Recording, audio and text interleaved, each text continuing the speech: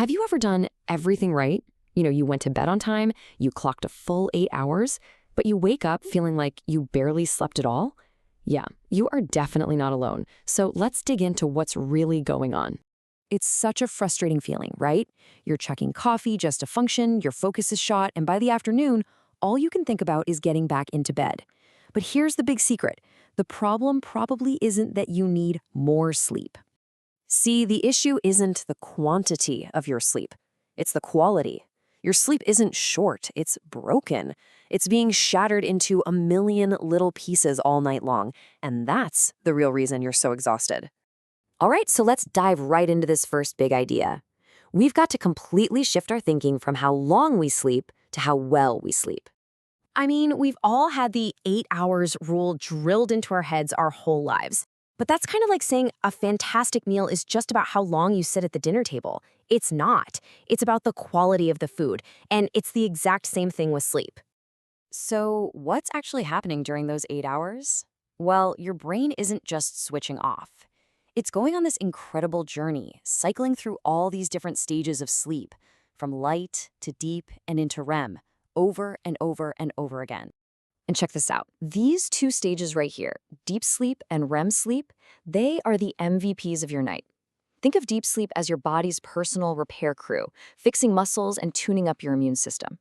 And REM sleep, that's your brain's IT department, defragging the hard drive and organizing all the files from the day. Now, this is where it all goes wrong. Every single time your sleep gets interrupted, a weird noise, a flash of light, even a stressful thought, it can kick you right out of those super important deep and REM stages. So you might be in bed for 8 hours, but your body and brain are only getting a couple hours of the good stuff. So what's causing all these interruptions? Let's move on and diagnose the 4 biggest culprits that are absolutely destroying your sleep quality, probably without you even knowing it. And first up, we've got the most modern sleep wrecker of all, our beloved screens. Yep, your phone, your tablet, your laptop. They're all part of the problem. Okay, so why are screens so bad for us at night? Well, it all comes down to a hormone called melatonin. Just think of it as the starting pistol for sleep. When it gets dark outside, your brain releases melatonin, and that's the signal to your entire body that it's time to wind down. But here's the catch. The blue light blasting out of our screens is like a giant stop sign for melatonin production. It tricks your brain into thinking, hey, it's still daytime, sun's out. So even if you're tucked in bed, your brain is mentally ready to hit the beach. All right, next up, the dreaded racing mind. If you've ever laid in bed at night replaying every single awkward thing you've ever said, this one's for you. The key player here is another hormone, cortisol. You can think of it as your body's built-in alert system, or the stress hormone. It's awesome during the day when you need to be sharp and focused, but at night, its levels are supposed to take a nosedive. And this chart really says it all. See how cortisol is supposed to be super low at night? Well, when you're stressed or anxious, it stays high. Your body's basically stuck in a low-grade fight-or-flight mode all night long. You're not actually resting. You're just not awake. Okay, on to our third sleep wrecker, and this one is so common. Eating too close to bedtime. Yeah, that midnight snack might be doing more damage than you realize. Think of it this way.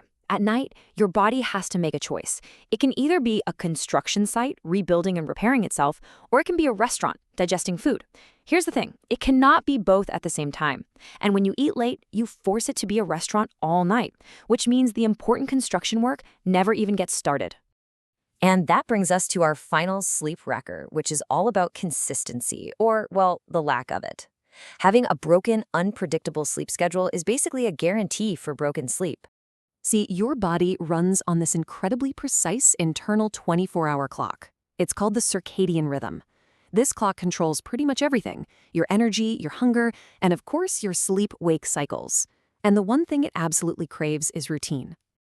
When you go to bed and wake up at different times every day, it's like giving your internal clock a bad case of jet lag without ever leaving your time zone. It gets totally confused.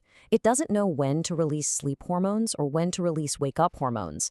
And that's why a consistent 7 hours will almost always feel better than a chaotic 8. Okay, so we've just laid out the 4 big problems. But here's the great news. Every single one of them is fixable. So let's walk through a super simple 5-step plan you can use to reset your sleep starting tonight. This is it. This is your action plan.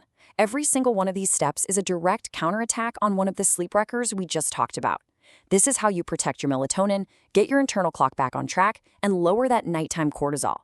You really do have the power to fix this, and it's simpler than you think. So why does all of this matter so much?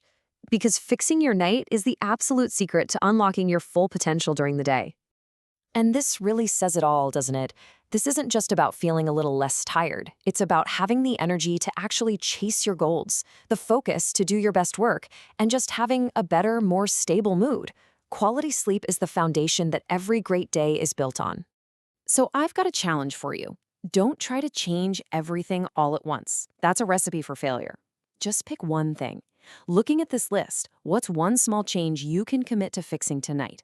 Because that's all it takes to start getting the kind of deep, restorative sleep you deserve.